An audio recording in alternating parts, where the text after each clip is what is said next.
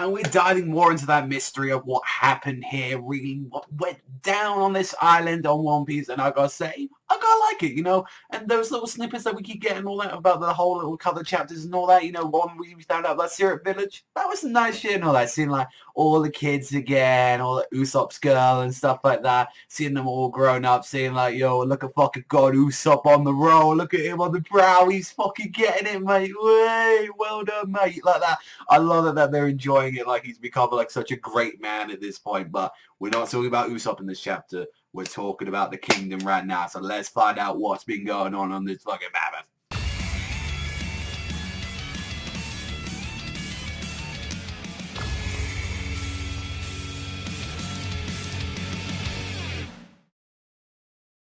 So we found out as they broke down the gates, like absolutely destroying these minks. Like, we found out, it's like, yo, where the fuck is Rizo? We never heard of him though, and it's like this man was like, yo, I'm not having this shit, and they're like, yo, who are you? State your name. And it's like, do you know who you're talking about? This is one of the greatest, like Jack, like, you know, Kaido's right hand man right here, Jack the Drought, like that. You don't know his excellence like that. What known as one of the three beings labeled as the Calamities, like that. He is His Majesty's right hand man. You don't know what the fuck you doing. The star of the 100 Beast Pirates, like Captain of the Mammoth, Jack the Drought. That's who he fucking is. And it's like we get to see like a bunch of the other people there that he has as well. Like we got to see as well. I think his like name was like Sheepshed as well. And he's like, yo, another eyes. Oh, you know, you don't want to. You want to keep this lucky and peaceful lifestyle now to be threatened. And it's like these pieces of shit and all that. And there's even like this old dude, like this old monkey guy that's like,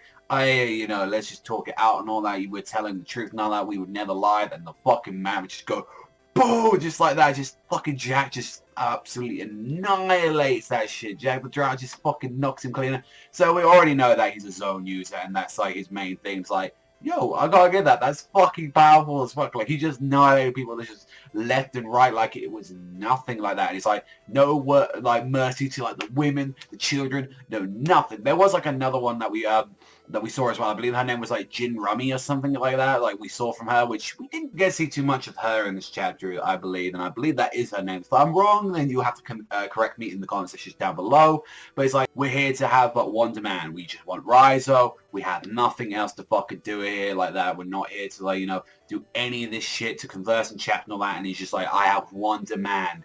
That Rizo, bring him.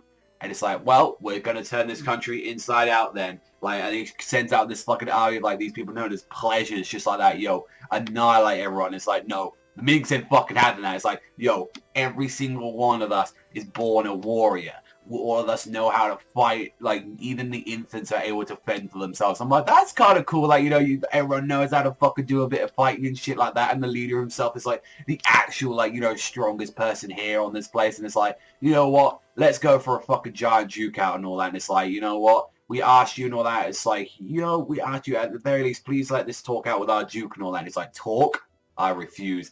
And he just sends out the fucking gifters. It's like, which this is the thing with the gifters, like from what we saw with their bodies and all that, it's like they seem like they have artificial like stuff in them. We saw like a guy like a crab claw, like horns, ears. Like, I'm guessing this is the whole thing with like Kaido's people. Like, this is what he was exactly doing. Like, this is pretty much the case of like Momonosuke, like where he pretty much turned into a dragon, but these are kind of like the other versions of it. I imagine this either that or they just like fucking just put on like creatures that they found and just put them straight on their arms. So I'm really like curious to see what it was. And it's like, that's what happened to the whole thing. It's like the underlings or the Yonko did this, and it's like, if the fucking underlings can do this and all that, like, just imagine like, yo, fucking Kaido can do. We've already seen that the guy can't fucking die. Like, we've already seen like he's pretty much near indestructible. So it's like, what the fuck are we gonna do when it comes to him? Or if we have to face all of them at once, like we just can't, like, you can't just go head on to this stuff and all that. And I like how Luffy's at this point, it's just like, hey, like, after all this tragedy and all that, it's like, hey, there was a mammoth. That was pretty cool. And it's like, really? This is the wrong time and all that. And then he mentions the whole thing. It's like, oh, that ninja you probably mentioned, it's like, that Kinemon wasn't talking about her, but what a bummer. And it's like, really? We really don't need you to talk about this shit right now. As they're like fucking curse stomping him on the ground. It's like, yo, shut the fuck up, movie. Like, just, it's like, what, are you saying something or are you hiding something? It's like, no, when he meant injured, he meant how the injured was doing. And they're like, oh, you're so kind, Luffy and your crew. Oh, thank you. And Luffy's got the shit kicked out of him and all that. It's like, wow, you fucking piece of shit like that. And when we got to see like the Duke Inarashi when we got to Sanitarium like that, we saw like a bunch of his people as well, which I believe was like the member of like the 3 Inarashi Musketeers, which was like the lion one. I think his name was like Full Power, like Silcian or something like that, Cillian. Like, I was like, you know what, he looks pretty cool. He looks like fucking Zoro, like kind of like, I'm not talking about Zoro as our character here. I'm talking about, you know, Zoro like actual mass swordsman. Like, he looks like that shit we're doing all rapier and shit like that. And you know what he fucking did?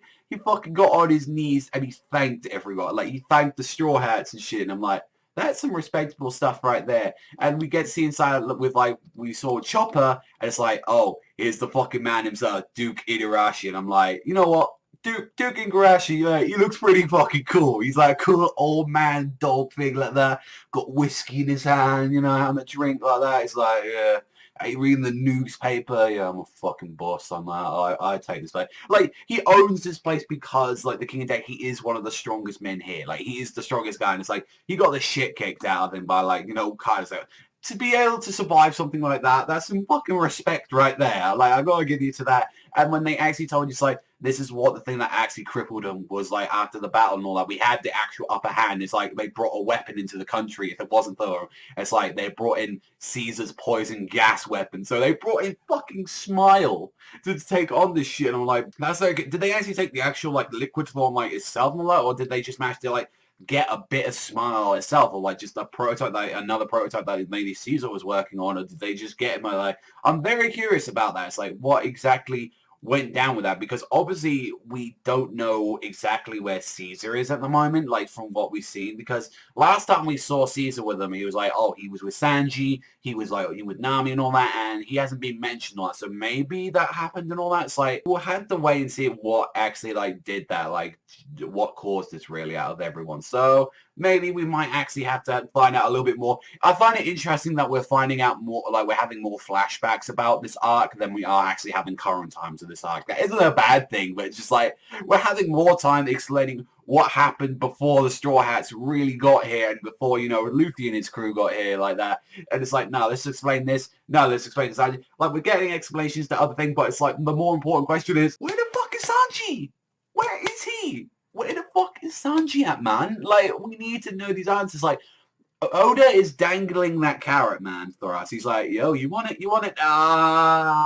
Month away. You can get a little bit more information. What? Or what's that? Oh, Sanji, he's not on the island. Oh, no, sorry. Can't tell you any more than that. It's like, fuck, man. Like, how long are we going to know until we know some shit about Sanji? But honestly, you know, I enjoyed this chat to what it was. We got some really nice stuff. I mean, I like the characters that we got introduced to. I thought they were pretty goddamn cool, and we got some information that was very useful. And not to mention as well, fucking Kaido's right-hand men and all that. They're fucking powerful, man.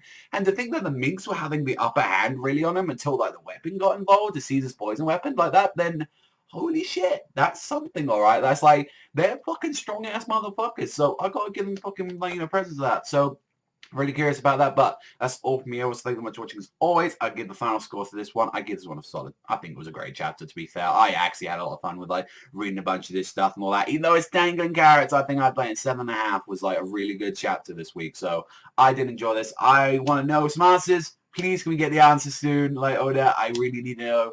But on that, I had some enjoyment with this. So definitely going to get a 7.5. I'll see you guys next time.